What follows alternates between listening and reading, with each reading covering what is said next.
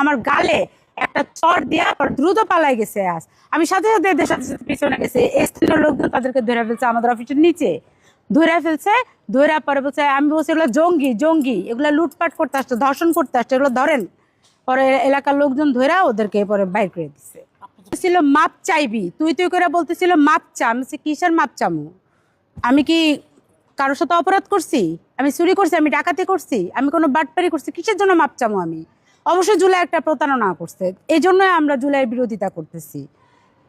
ওরা, আমি যখন মাফও চাইলাম না, এবং আমি যখন আমার কণ্ঠ ওরা পারলে, ওরা এত কাছে আসছিল, পারলে ওরা আমার শ্লীলতাহানি করতো।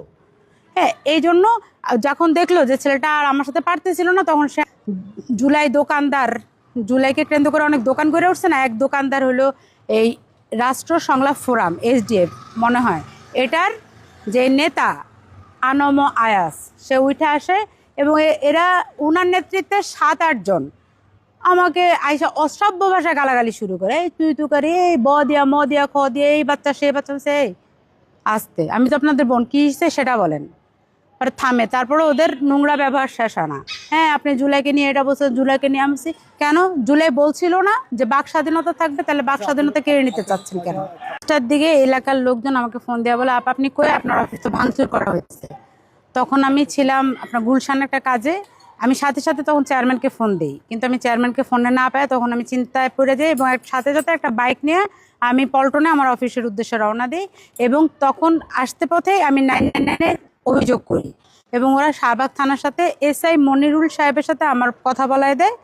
SI মনিরুল সাহেব তখন হানিফ ফ্লাইওভারে ছিল, উনি বলছে আপা এখানে একটা দুর্ঘটনা ঘটছে, ওটা শেষ করে আমি আসতেছি। ততক্ষণে আমি আমার অফিসে পৌঁছাই। আমি যাই দেখি যে স্থানীয় লোকজন, সাংবাদিক বেশ কিছু ভাই, তারা নিচে জটলা পাকায় আছে। তো আর তখন আমি চেয়ারম্যানের সাথে কথা বলতে পারি।